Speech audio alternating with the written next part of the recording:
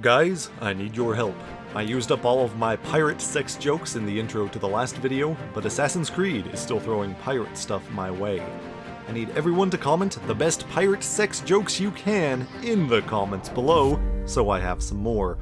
Trust me, it's crucial you put as many pirate sex jokes down there as possible, for the sake of the series. It's definitely not just a ploy for more engagement. This is a briefish history of Assassin's Creed.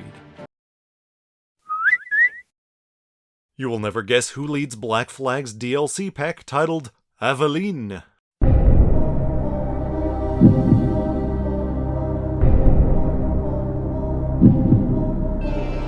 This is yet another one of those itsy-bitsy exclusive to PlayStation packs like Copernicus and Benedict Arnold, but it's pretty distinct from all of the other Black Flag content. You play as Aveline de Grand Prix, obviously, meaning you skip far enough ahead in time that it's 100% disconnected from Black Flag's entire story. It's set in its own little linear memory instead of just free roaming around a single-player map, and that's the gist. It honestly feels more like a bonus parkour din from Ezio's trilogy had Liberation's face stapled over the top to give it a plot. So we start out listening to Connor's voice, narrating a letter he wrote to her to go save a specific slave, Patience Gibbs, since that's Aveline's whole thing. This slave had previously led a slave rebellion, and as we are about to see, has something the Templars want, a charm that belonged to her mother. She's been captured by Dr. Judge. Real name. He should become a pastor too, so he can be the Reverend Dr. Judge. Just saying. Aveline breaks into the fort and sets Patience free, but she's like, "Fuck you!" and runs away. This gives Dr. Judge the chance to catch her, and we find out she had the charm hidden in her vagina the whole time. Aveline frees her, again, and Patience is like, "Fuck you!" and runs away. Again. Aveline has to introduce herself at gunpoint, and then Patience is like, "Oh shit, I know who you are. I probably shouldn't have kept running away." As they're climbing to the tower where Dr. Judge is residing, Patience explains this family heirloom gives them strength and foresight. They fatally kick the shit out of Dr. Judge, and Patience shows she kept a piece of it so it wouldn't work for him. It gives her the power to finish Aveline's sentences. But how does it work? It lets me see. Into minds? No. Into all things. Only for a few seconds anyway. Okay, it actually lets her see a few moments ahead, so it's clearly an Isu artifact, some of the tech capable of calculating out the future mathematically. Seems kind of like an important thing. Certainly, we'll see more from this again in a future entry, right? Right? Assassin's Creed. Gonna answer me, Assassin's Creed? The end. Just to start, I would like to point out how unimaginative Assassin's Creed Pirates is as a title. Imagine if other games were named so blatantly. Assassin's Creed Le Poisson, Assassin's Creed Sugar Daddy, or Assassin's Creed Assassins. It may seem like I'm picking nits here, but look at it this way. If you don't even bother to come up with a unique and interesting title, there's little chance you're putting that much thought into the rest of your product. How hard can it be to come up with another pirate-themed subtitle? I came up with several, and you and I both know I already ran out of pirate jokes before this episode even started. Assassin's Creed Plunder, Assassin's Creed Seamanship, Assassin's Creed Salty Booty, Assassin's Creed someone is, historically speaking, committing sodomy right now on this very boat. Not that hard, really. Obviously, we can't judge a book by its lazy title. Maybe there's secretly a hidden gem hiding here. Who knows? Wait, it's me. I'm the one who knows. I played it. Essentially, Assassin's Creed Pirates was sort of a silly novelty the first hour of gameplay, and then it proceeded to drag on for the approximate 24 hours it took me to complete it. That's right. Imagine what you are about to see here, stretched out for the rough equivalent of an entire day.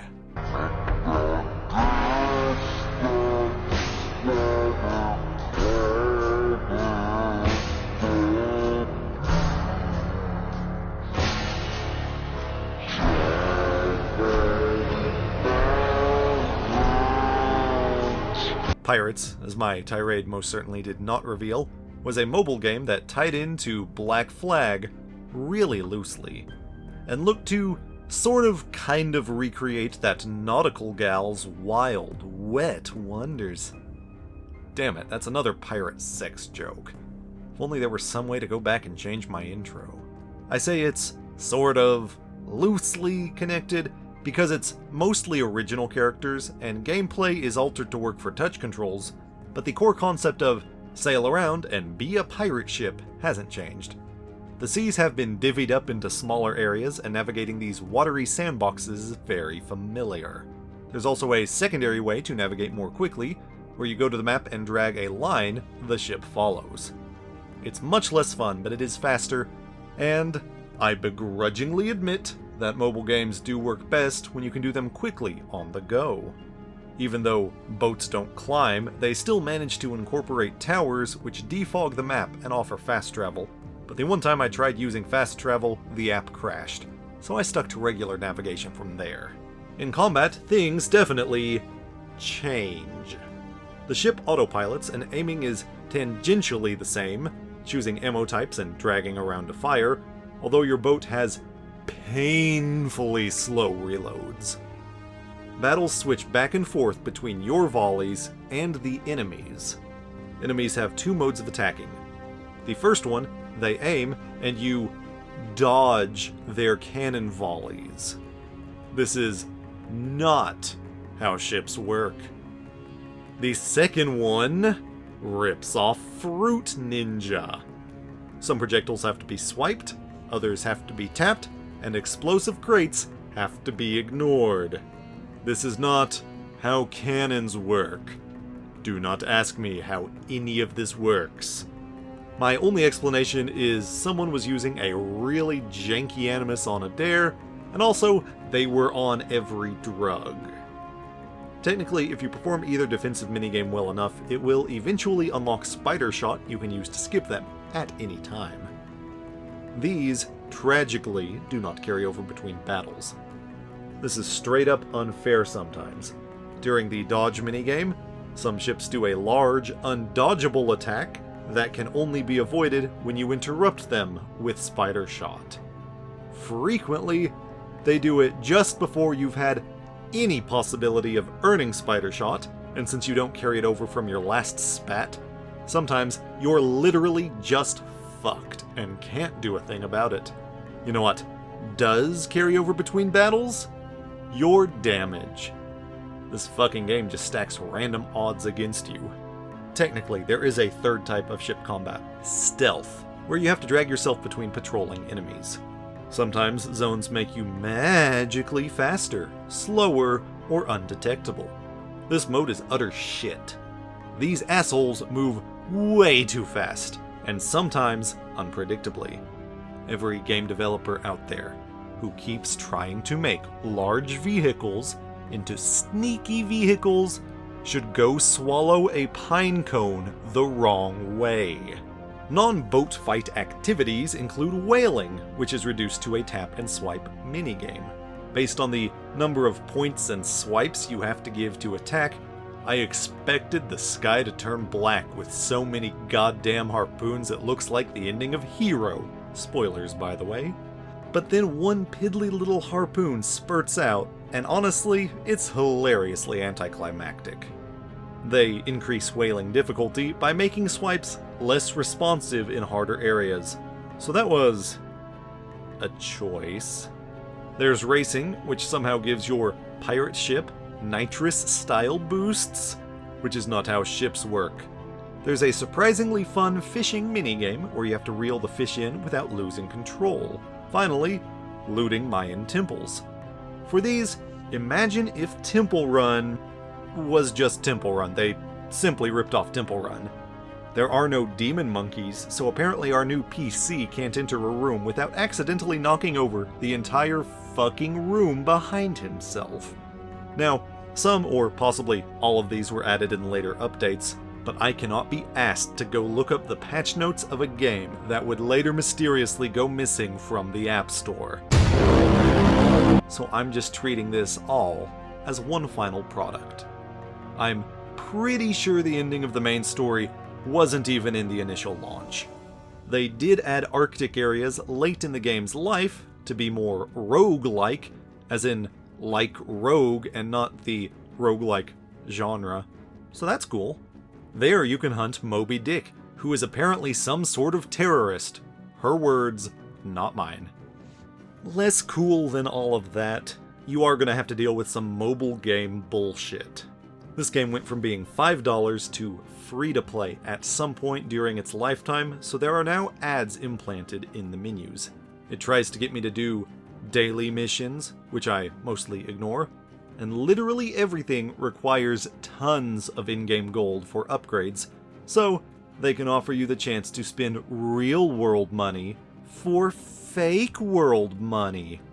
Want to travel to the next area? Whoopsie, you need more resources. Better get fishing. Whoopsie, you can't use old fish hooks here. You need a super premium mega platinum exclusive day 1 edition fish hook for this area of the world and only this area of the world. It will not work on fish the next acre over. That'll be 10,000 gold. You could also just go back to a previous area to fish, but whoopsie, that will take additional resources. Have fun with even more farming. The part that's most obnoxious is how much grinding you have to do to level up before it lets you do the next story mission. For people playing this for 5 minutes at a time on the train, it may not be that noticeable, but I had to record this shit in rapid succession for this video, because Baneshake's Charlie is a damn fool. Also, remember when I said, I begrudgingly admit that mobile games do work best when you can do them quickly on the go. Someone in the story team clearly forgot that. Story missions end up being several of various activities, in not very rapid succession, all at once, sometimes taking up the better part of an hour. This is how things commonly work in a console game, but this would be a pain in the ass to have to stop and come back to several times in a mobile context. If they had split the activities up into several micro missions, it at least would have spaced out the story more naturally in between the grinding to level up. There's only one story mission per area, so this one singular design choice really fucked the pacing with all the start and stop.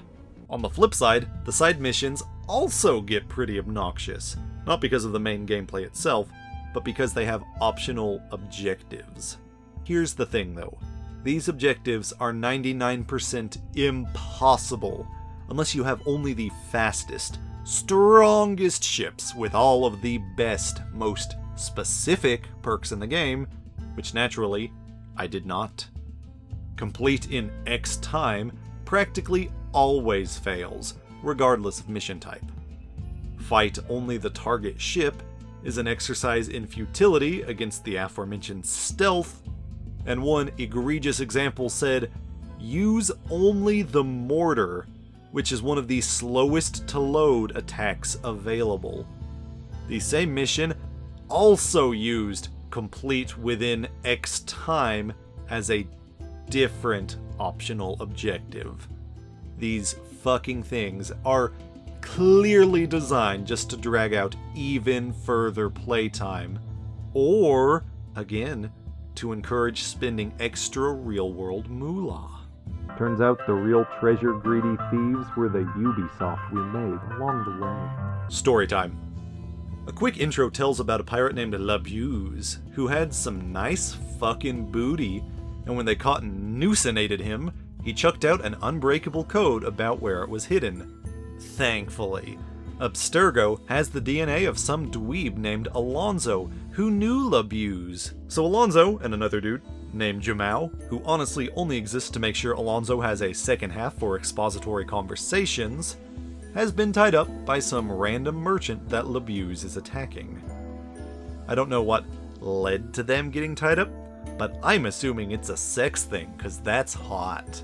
Labuse invites them to piracy, but Alonso acts weird and edgy, so Labuse tells him to keep this ship, so he doesn't have to bring him aboard his own.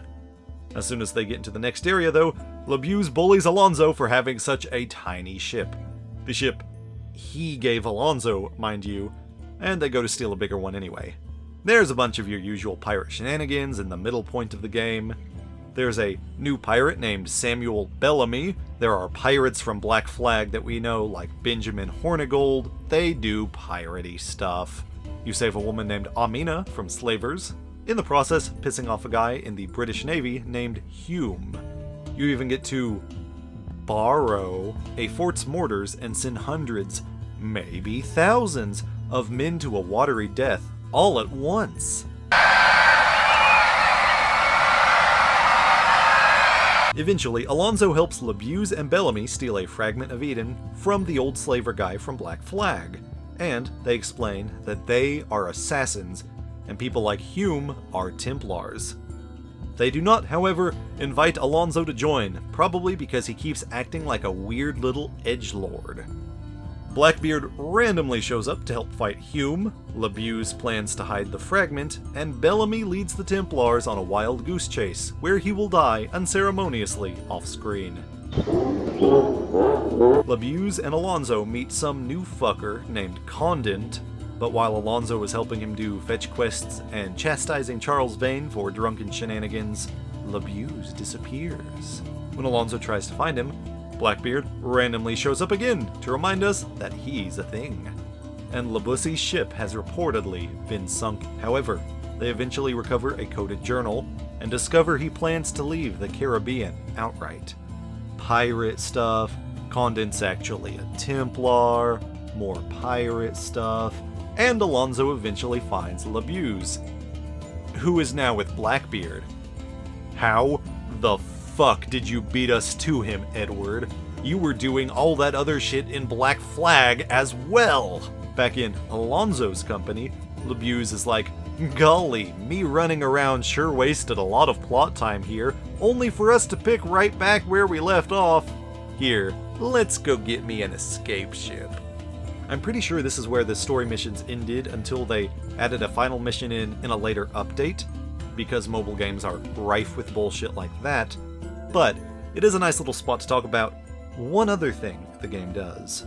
The only side mission with any plot is this recurring one where a mysterious monk appears, asks Alonso to steal some treasures for him, and is obtuse and cryptic about everything. He pops up throughout the game world with these tasks and starts sprinkling in little details, although most of the time they're not really designed to be deciphered. At first I wondered if he was some sort of assassin, but then he starts dropping some nuggets that changed my theory real fast. 1. He was apparently decapitated eons ago, sometime after taking part in the Battle of Sandwich, which happened in 1217. 2. The crates he's having you grab are actually tomorrow's currency, information. And 3. He practically does the Desmond thing where he says he is talking through Alonso to someone else. At this point, I think I have it figured out. Obviously, he's a sage. The information is information he's gathering about other people who have been sages too. His Aita knowledge gives him information about the future. His design is obviously hiding his eyes so we can't see his heterochromia. I was dead wrong, but I do think the game was trying to get me to go down that route. See, in the final area, when you finish his tasks, he reveals to you he is actually Eustace the Monk, a notorious pirate and mercenary from 500 years prior. Or rather, he's a digital reconstruction of Eustace the Monk, designed to trick the Animus into accepting these false memories. The information you're stealing is actually stolen data from Abstergo's Animus programs, sent to whomever hacked him in there, which I presume is hacker group Erudito since it fits their modus operandi. This weird little game doesn't deserve to have as brilliant of a twist as that. It's clever on so many levels. For one, you're being a pirate in the internet sense of the word. But for two, it's written in such a way that, in-universe, an Abstergo employee would be encouraged to keep doing these missions. Everything he is doing screams Isu. Of course the Templar upper management would keep pushing for these. I kept glossing through the generic main plot as fast as I can here, and a fucking side mission gets to blow my goddamn mind? Fuck me. That almost makes losing a day of my mortal existence to this game worthwhile. Anyway, back to the main plot. Alonso gets Labue's a ship, and they pick up the Fragment of Eden where he had it hidden away. But Condent catches up. His ship is too powerful, so Labuse uses the Fragment of Eden to supercharge their ship. After Condent comes to death, apparently, they realize Woodes Rogers is bearing down with the entire weight of his anti-pirate fleet. Alonso sends Labuse away to escape with the fragment, and fights them to serve as a distraction. It's an unwinnable battle, and you actually just have to survive long enough for him to get away. Alonso and co. slip away when the timing is safe, and decide that they'll never quit being pirates. The end. And the game forgot to resolve the setup from the intro. Sure, Labuse got away, but the game already showed us that he would eventually be caught and executed later on, having hidden the fragment somewhere. Is Abstergo able to use Alonso's memory of solving his code to decipher the new code at his death? Dunno. Is this fragment one of the pieces of Eden we've seen elsewhere in the series? Also dunno. They never opened the box for us to see it. Is this game even canon? It seems to line up okay with the order of events in Black Flag, but some of the timing is certainly murky. This game would later mysteriously go missing from the App Store.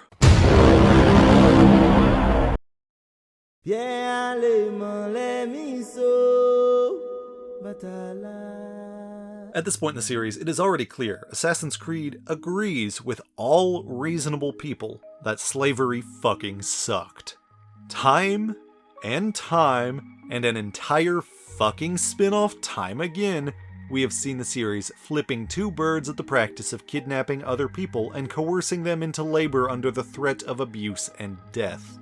However, none of the aforementioned games get nearly as in-depth as Freedom Cry, which is both a DLC pack for Black Flag and also a standalone title, depending on how you buy it.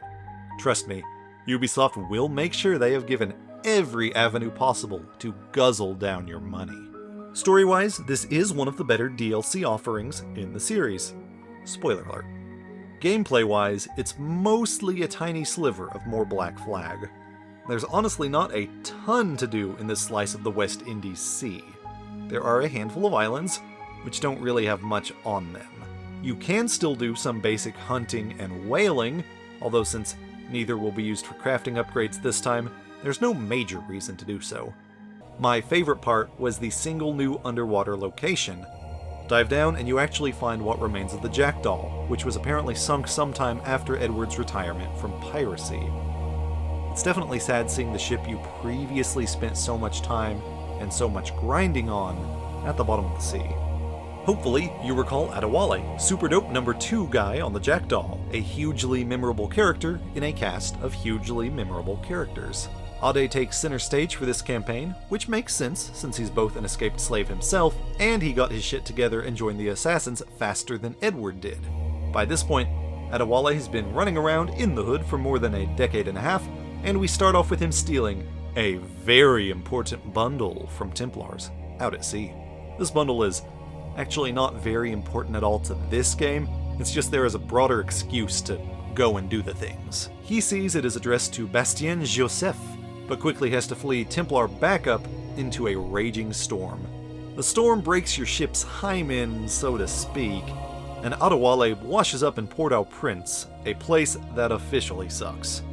One look around and it's nothing but slaves, slaves, slaves. Adewale decides that this is a worthwhile distraction and grabs a motherfucking machete.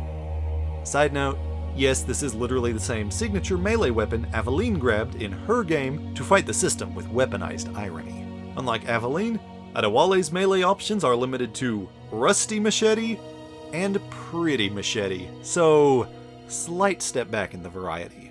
He also gets a blunderbuss later on, which is both super badass and also the least stealthy weapon he could have gone for. I guess you don't need stealth when you can shotgun 5 dudes away at a time. Adewale meets Bastien Joseph, who runs a brothel and is all about freeing slaves too, although they don't always see eye to eye. For one, Bastien really wants Adewale's package, and though he teases her with it, he just won't seem to give it to her. Also, her history of working with the Templars to free slaves. But that doesn't make for nearly as good of a sex joke. Adewale is all about direct action. Get out there, stab an overseer, and let the slaves get away. Bastien is far more cautious. Buy slaves their freedom. Keep from riling everyone up to avoid repercussions. What this means is that every time you go to speak with Bastien, conversation zigzags back and forth between full-on agreement to full-on argument, frequently. You see, it's cause they really badly wanna fuck. Adewale also meets and rescues Augustin Dufort, the leader of the Maroons, who is all about leading the escaped slaves in an uprising. Since they're in agreement, Ade doesn't argue with him. Either that or he just doesn't have the same sexual tension with Augustin. Your loss, Adewale. This man has some raw sexual magnetism. At this point, most of your tasks involve freeing slaves, to the point that new missions won't even unlock until you've met certain requirements from slaves freed.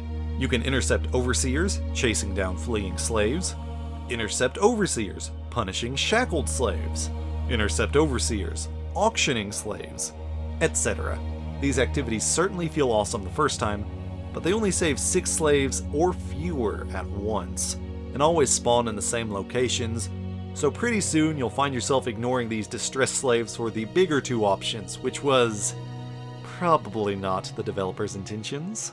Option 1. Clear a plantation of enough overseers, and they'll surrender, so you can set all the slaves free. So long as you don't get caught, some of these plantations will free you like 40 slaves at a time. Option 2. Free a slave ship. This one is slightly more difficult, as you have to sink all the escort ships before you can board the slave ship, and since the escort ships can't be boarded, you're unable to fix up your ship mid-battle like Black Flag typically allows. Also, make sure not to shoot the slave ships for what should be a pretty obvious reason. Getting past the difficulty of this one is definitely worth it though. You'll free 100 slaves outright. Freeing slaves is also how you get upgrades in this campaign, like better ammo capacity or nicer versions of the machete and blunderbuss.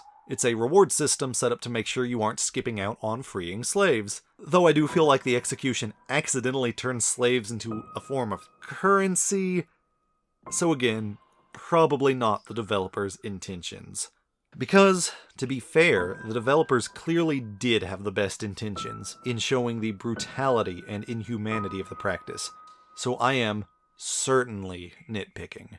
One mission in particular has you sneaking into the governor's mansion in slave garb, with absolutely no gear, and it's humbling.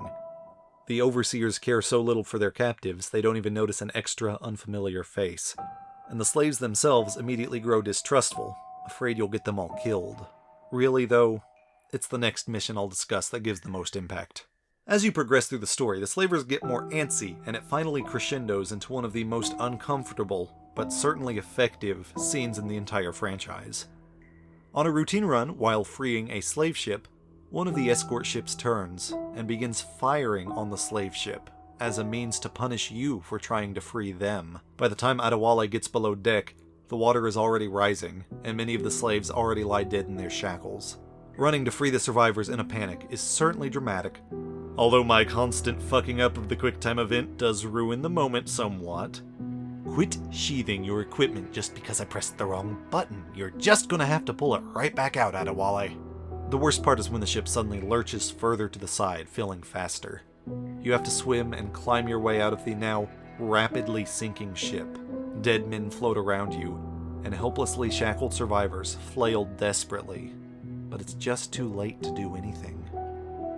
Adewale barely makes it out alive, and he, Bastien, and Augustine are all grief-stricken and guilty over the things they could have done differently.